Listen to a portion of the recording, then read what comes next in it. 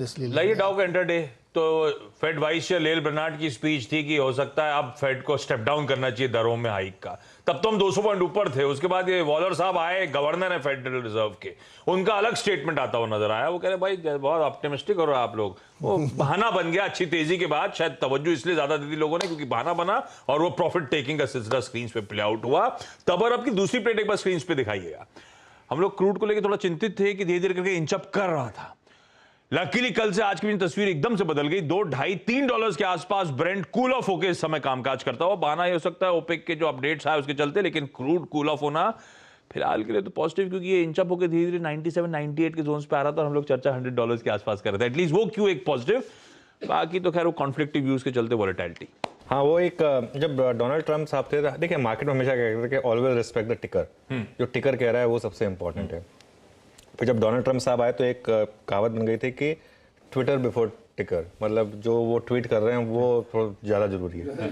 तो अभी ये यूएस मार्केट में देखिए, मैं ये पहले भी कह चुका हूँ, हमारे यहाँ से ऐसा नहीं होता कि आरबीआई के 2 अलग अलग मेंबर्स अलग अलग बयान देते हैं, वो भी लाइव मार्केट चल रही है और इतनी बड़ी ट्रेडिंग, दुनिया का जो सबसे बड़ा ट्रेडिंग इंस्ट्रूमेंट है उसमें इस तरीके की वॉलेटिलिटी हो रही है। कोई मजाक थोड़ी ना ये मतलब देखिए ये थोड़ा सा समझना होगा। ठीक है, एक फ्रीडम ऑफ स्पीच है वहाँ पर उस कंट्री में, और एक लेकिन आप एक अगर फेड रिजर्व के एक पोजीशन पर हैं अगर आप तो, और आपके बयानों से अगर मार्केट इधर उधर हो रहा है तो लाइव मार्केट में आपको थोड़ा ध्यान रखना चाहिए कि थोड़ा तो एक सिंक्रोनाइजेशन होना चाहिए। और लेकिन मार्केट भी ये पूरा का पूरा एल्गो की वजह से होता है। एल्गो ट्रेडर्स जो होते हैं वो एक स्टेटमेंट आता है एक तरफ मूव करते हैं, दूसरा स्टेटमेंट आता है दूसरी तरफ मूव करते हैं। इसी के लिए ये जो है एक मार्केट जो है पूरा का पूरा, जैसे मैं कहता हूँ कि एक यही आपको याद होगा जब जिस दिन फेड का डिसीजन आया था उस दिन स्टेटमेंट कुछ था, लेकिन जब फेड चेयरमैन ने बोलना शुरू किया तो मार्केट का रिएक्शन कुछ और था। तो इसके लिए ये मतलब एक जो यूएस मार्केट जो जिस तरीके से बिहेव कर रहा है वो एकदम डेवलप्ड मार्केट की तरह से बिहेव नहीं कर रहा है, वो बहुत ही एक डेवलपिंग मार्केट की तरह बिहेव कर रहा है, एक मिड कैप स्टॉक की तरह बिहेव कर रहा है यूएस मार्केट, जो काफ़ी इंटरेस्टिंग है। खैर देखिए, मैं जैसे ग्लोबल मार्केट के जो क्यूज हैं नीरज जी ने बहुत ब्यूटीफुली समझा दी, मैं अपना 1-2 पॉइंट ऐड कर देता हूँ। एक तो बॉन्ड यील्ड कम हुई है तो वो एक मार्केट के लिए पॉजिटिव है। डॉलर इंडेक्स फ्लैट है और क्रूड नीचे है, तो सारे के सारे जो कॉम्बिनेशन हमको चाहिए था वो पॉजिटिव है। और डाउ जोन्स भी कोई कोलैप्स नहीं हुआ। अगर डाउ जोन्स 500-600 पॉइंट गिरा होता तो मैं फिर भी कहता कि चलो नेगेटिव है। ये हमारे लिए गोल्डीलॉक्स सिनेरियो, और यही एक रीजन है कि आप देख रहे हैं जिस तरीके से एसजीएक्स निफ्टी बिहेव कर रहा है।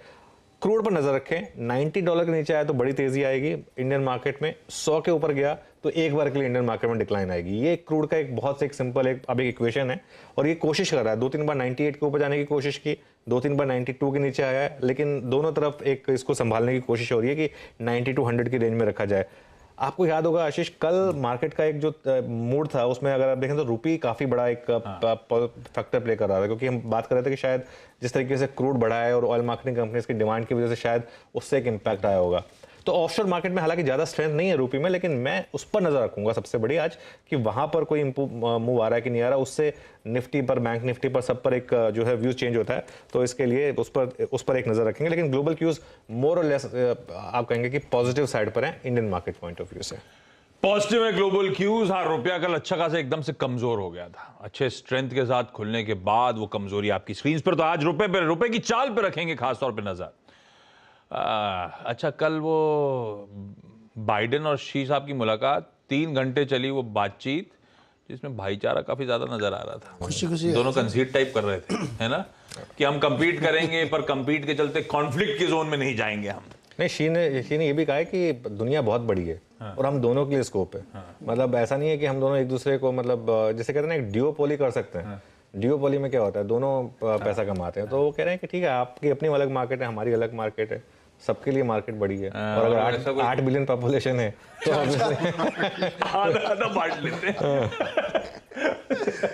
तो और उसमें कोई रशिया और ताइवान वाइवान ज्यादा प्रोमिनेंटली बातचीत में आया नहीं, तो ठीक है, मतलब भाईचारा रहा ज्यादातर उस बातचीत में।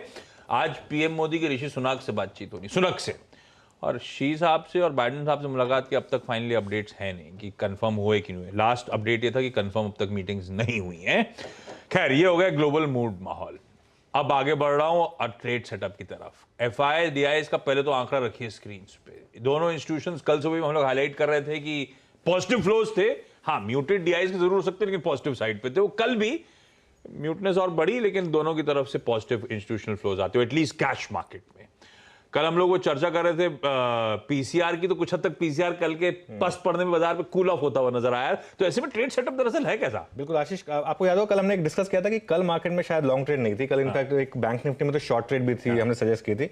लेकिन आज जो मार्केट के आंकड़े हैं वो बहुत अच्छे थे कि मार्केट बहुत ज्यादा ना गिरे और उसके बाद कूल ऑफ हो जाए आंकड़े, तो ये आपके लिए सबसे अच्छा होता है। आप देखें एफआईएस के आंकड़े में 1089 करोड़ वो वापस पूरा का पूरा एचडीएफसी बैंक है। आप डिलीवरी वॉल्यूम देखें पिछले 5-6 दिन के एचडीएफसी बैंक के, तो जबरदस्त डिलीवरी वॉल्यूम है। कोई ऑलरेडी प्रीएम्प्ट कर रहा है एमएससीआई की बाइंग से पहले, और ये नॉर्मली होता भी है, तो ये एक वो आंकड़ा है। अब आप देखिए निफ्टी का नवंबर फ्यूचर का प्रीमियम, कल जो हमारी थोड़ी सी कॉशियस अप्रोच थी उसके कारण क्या क्या थे? 2-3 कारण थे। सबसे बड़ा कारण था निफ्टी फ्यूचर का प्रीमियम जो 75 पॉइंट पहुंच गया था। आशीष, वो 75 पॉइंट का प्रीमियम कम होकर कल हो गया 50 पॉइंट। ये एक बहुत बड़ा पॉजिटिव है मार्केट के लिए, क्योंकि जो मार्केट का ओवरबॉट नेचर है वो करेक्ट हुआ है। पुट कॉल रेशियो जो 1.21 पर पहुंच गया था, अब वो 1.21 से आ गया 1.03 पर, तो ये एक दूसरा एक कूल ऑफ फैक्टर है। तो ये दो आपके लिए सबसे इंपॉर्टेंट कूल ऑफ फैक्टर हो गए। अच्छा, एफआईआई के आंकड़े ले इंडेक्स फ्यूचर्स में एफआईआई ने थोड़ी सी सेल कर दी, लॉन्ग थोड़े से काट लिए और थोड़े से शॉर्ट ऐड कर दिए। तो अब जो लॉन्ग शॉर्ट 65% के करीब पहुंच गया था, 60 पे आ गया। 60 भी ओवरबॉट है, लेकिन एटलीस्ट उतना ओवरबॉट नहीं है जितना पहले था। अच्छा, एक आंकड़ा है जिसको मैं थोड़ा समझाना चाहता हूँ, उसमें थोड़ा सा लोग कंफ्यूजन हो जाए। जो एफआईआई की कल इंडेक्स ऑप्शन सेलिंग के आंकड़े आए हैं, उसमें कॉल उन्होंने काफी सेल किए 63,150 ये, और जो पुट इन्होंने जो पुट सेल पोजीशन थी वो उन्होंने जो काटी है 28,400। इससे ज्यादा घबराने की जरूरत नहीं है 28,400 की जो काटी, क्योंकि मैं देख रहा था आंकड़े 16,500 और 17,600 की पुट में उन्होंने वो पोजीशन काटी है। वो मीनिंगलेस पुट्स हैं। वो पुट्स जो होते हैं वो लोग सिर्फ एक जो 2 रुपए 3 रुपए खाने वाली जो पुट्स होती हैं वो थी। वो अब आप एक्सपायरी के पास काटें या उससे पहले काट लें, मार्केट आपको पहले मौका दे रहा था, वो लोग पहले काट लेते हैं। तो वो जो 28,400 पुट काटी है इन्होंने राइटिंग साइड पे, वो पूरी की पूरी 16,500 और 17,600 की पुट है, जिसका मैं कह रहा हूँ मार्केट से कोई लेना देना नहीं है। तो इसके लिए, लेकिन ये जो 63,150 कॉल इन्होंने बेची हैं, ये इन्होंने बेची हैं 18,400 18,500 के लेवल पर। तो ये बहुत इंटरेस्टिंग होगा आज अगर हम जब बात करेंगे अब इस निफ्टी बैंक निफ्टी की, कि अगर ये 18,400 या 500 क्रॉस होता है अगर, तो ये कॉल राइटर्स किस तरीके से बिहेव करेंगे, इस आंकड़े पर फोकस करिए। जो ऑप्शंस के डेटा होते हैं उनको रिवर्स साइकोलॉजी की तरह देखना चाहिए कि जिसने बेचा है वो फंसेगा तो क्या करेगा। अब जिसने बेच दी कॉल मार्केट में थोड़ा सा एक मोमेंटम वीक होने पर, कल जिसने कॉल बेच दी वो कहां तक अपने आप को सस्टेन करेगा, ये देखने वाली बात है। और ये हम बात करेंगे अब निफ्टी लेवल्स की। बढ़िया, ये है ट्रेड सेटअप, ये है बढ़िया इंटरनल्स आज के लिए कल के इंपॉर्टेंट डेटा पॉइंट्स के बाद। निफ्टी आइए स्क्रीन पे, तो निफ्टी पे चर्चा छेड़ दी जाए पहले। कल बात हो रही थी गिरावट में खरीदारी करने की, और लेकिन कल बहुत अच्छी बात भी थी, जैसे अनुज मेंशन भी कर रहे थे, रिस्ट्रिक्टेड डाउन साइड था, एक कंसोलिडेशन दायरे में ही कामकाज। और वो अगर मैं गिरावट में मीनिंगफुली खरीदना चाहता तो मेरा बाय ट्रिगर नहीं हो पा रहा था कल के बाजार में।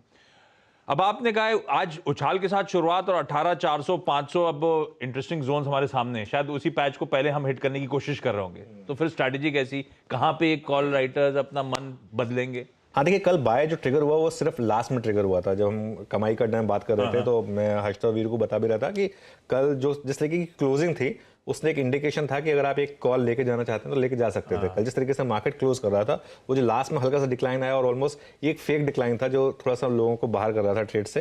देखिए, just in the near term Nifty जो है थोड़ा बेटर प्लेस है बैंक निफ्टी से, क्योंकि बैंक निफ्टी काफी लॉपसाइडेड इंडेक्स हो गया, मैं उस पर बात करूंगा अभी। लेकिन निफ्टी को 2-3 चीजों का सपोर्ट है। एक तो निफ्टी पे सपोर्ट है आईटी का।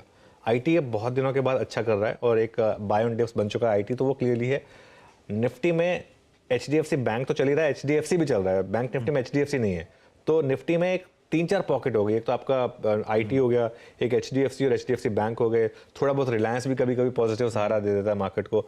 और कल निफ्टी ने देखिए क्या ब्यूटीफुली जो अपना फर्स्ट बेस जोन था उसको रिस्पेक्ट किया, जो हमने कल बात की थी एग्जैक्टली उसके लो से घुमा। वो जोन क्या था 18,225 से 18,300, और कल का निफ्टी का लो क्या था एग्जैक्ट करीब करीब 18,300। तो कल मार्केट ने उस सपोर्ट को नहीं ब्रीच किया। मेरे लिए वो सबसे बड़ा इंडिकेशन था कि डिस्पाइट इतना कुछ क्रूड ऊपर था, सब कुछ था, रुपये में इतना बड़ा डिक्लाइन आया था, उसके बाद भी मार्केट ने सपोर्ट जोन इंटैक्ट रखा। तो वही हमारा पहला सपोर्ट है 18,225 से 18,300, और मेजर सपोर्ट जो 18,050 से 18,100 है। आगे क्या आप देखिए 18,400 अगर क्रॉस हुआ आशीष, तो 18,400 क्योंकि कल का हाई भी था 18,399, तो 18,400 तो पहला रेजिस्टेंस है आपके लिए। बड़ा रेजिस्टेंस 18,500। इस मार्केट में बड़ी तेजी आएगी अगर किसी तरीके से 18,500 क्रॉस हुआ और मार्केट उसके ऊपर टिक गया। अगर 15 मिनट में टिक गया मार्केट 18,500 के ऊपर, ये तो जो इन लोगों ने कल कॉल बेची है वो आएंगे फिर आपको बेल आउट करने के लिए, और वहां से फिर आपको तेजी दिखाई देगी। तो खरीदने का जोन कहाँ हुआ, या तो वापस 18,300 दे मार्केट तो वहां पर बाय करें, या फिर 18,500 निकले और उसके ऊपर मार्केट आपको जबरदस्त एक दिखाए कि कंटिन्यूएशन है मोमेंटम का, तो फिर अगले 500-600 पॉइंट के एक्सपेंशन के लिए खेलें। लेकिन एक चीज़ जो मैं पिछले मेरे ख्याल से 6-7 महीने से बोलता आया हूँ कि 1 जो अक्टूबर के लो मार्केट अब नहीं तोड़ेगा और अगले 3 साल में मार्केट में बहुत बड़ी तेजी आएगी, उस पर मैं अभी भी इंटैक्ट हूँ। 2023 में आप निफ्टी आराम से 20,000 के ऊपर का लेवल देखेंगे, वो मैं अभी भी, मेरा व्यू है वो इंटैक्ट है। लेकिन क्योंकि ट्रेडर्स को टाइम करना होता है और मतलब वो उनको एक लेवल्स चाहिए होते हैं, इसके लिए मैं इन सब लेवल्स की जो है बात कर रहा हूँ। तो 18,300 18,500 ये दो इंटरेस्टिंग लेवल्स आज के लिए। 18,300 के आसपास की कोई भी रिस्ट्रिक्टेड डाउनसाइड दरअसल फिर से एंट्री पाने के मौके हो सकते हैं। हमें वॉच आउट करना है मार्केट का बिहेवियर 18,500 के स्टिफ रेजिस्टेंस की तरफ किस तरह का होगा। अगर वो टूटता है मीनिंगफुली तो फिर से एक बड़ा आगे का दायरा खुलता हुआ इस बाजार का नजर आएगा। निफ्टी बैंक दिखाइएगा और निफ्टी बैंक का कंट्रीब्यूशन दिखाइएगा। तो आप जो लॉप साइडेड की बात कर रहे हो, शायद वो कंट्रीब्यूशन प्लेट हाईलाइट कर रही कुछ दिनों से। हाँ, इसके बारे में हाँ, तो इसके बारे में तो बहुत क्लियर, कल एक बहुत हमारा क्लियर व्यू था कि बैंक निफ्टी तो जहाँ खुले एक बोल्ड कॉल थी कि आप एक शॉर्ट कॉल कल ले लीजिए और वो आपके लिए काम करेगी। तो वो देखिए, शॉर्ट्स में एक चीज़ का ध्यान रखिए, इस मार्केट में शॉर्ट्स अगर आप जो भी करेंगे इंट्राडे करिए, क्योंकि इस मार्केट में मोमेंटम बहुत स्ट्रांग है और कब मार्केट आपको गैप अप दे दे वो आपको पता नहीं चलेगा। तो वो एक, और उसमें आपको छोटे प्रॉफिट मिलेंगे। हर सेटअप, देखिए हर सेटअप 300 पॉइंट का नहीं होता है, कुछ सेटअप 100 पॉइंट के भी होते हैं। तो आज जो है, आज फाइनेंशियल निफ्टी की एक्सपायरी है। मैं ट्यूसडे को फाइनेंशियल निफ्टी पे बहुत ध्यान देता हूँ, क्योंकि उसमें HDFC ट्विंस दोनों का कंट्रीब्यूशन होता है, HDFC और HDFC बैंक। बैंक निफ्टी में हो क्या रहा है आशीष, एक रोटेशन हो रहा है। ICICI बैंक को लोग सेल कर रहे हैं और HDFC बैंक में बाय कर रहे हैं। मेरे को ये देखना है कि ICICI बैंक जो अपने 50 डे मूविंग एवरेज के करीब पहुंच गया, ये कहाँ बॉटम होगा। जिस दिन ICICI बैंक घूम गया लो से, उस दिन मुझे लग रहा है बैंक निफ्टी में जबरदस्त तेजी वापस स्टार्ट हो जाएगी, क्योंकि HDFC बैंक में अब तेजी स्टार्ट हो गई है, ये तो क्लियर है। और कोटक महिंद्रा बैंक ने भी कल आपको अच्छी खासी तेजी दिखाई दी। तो अब पूरा का पूरा दारोमदार है ICICI बैंक के ऊपर। लेवल्स की बात कर लेते हैं। 42,231 कल का हाई, पहला रेजिस्टेंस बैंक निफ्टी के लिए, और बड़ा रेजिस्टेंस 42,345 जो कि फ्राइडे का हाई था। 42,231 से 42,345 एक जोन है जिसमें आप टेम्प्ट ना हो बाय करने के लिए, क्योंकि ये जोन है जिसमें आप फंस सकते हैं। अगर 42,345 निकला तो आपको मैसिव तेजी दिखेगी, 300-400 पॉइंट का एडिशन आपको क्विकली दिख जाएगा। तो इसके लिए उस हिसाब से ट्रेड करें। और अगर आप कोई भी लॉन्ग ट्रेड ले रखे हैं तो 41,800 का एक स्टॉप लॉस लगा लें, क्योंकि बैंक निफ्टी का जो बेस है अब वो मूव अप हो गया 41,800 पर। बड़ा बेस तो 41,500 पर है, लेकिन 41,500 करीब 600 पॉइंट नीचे है, तो इतना बड़ा स्टॉप लॉस कोई लगा नहीं पाएगा। तो 41,800 मेरे ख्याल से एक रीजनेबल स्टॉप लॉस होगा आपके लिए। बिल्कुल ठीक। ये हो गई निफ्टी बैंक की स्ट्रैटेजी। तो हो गया आज का सारा ट्रेड सेटअप और आज की रणनीति डिस्कस। लाइए सारे एक्सपर्ट्स को, CNBC आवाज का आज का ट्यूसडे का पैनल आपकी स्क्रीन पर आएगा। आप सबको गुड मॉर्निंग।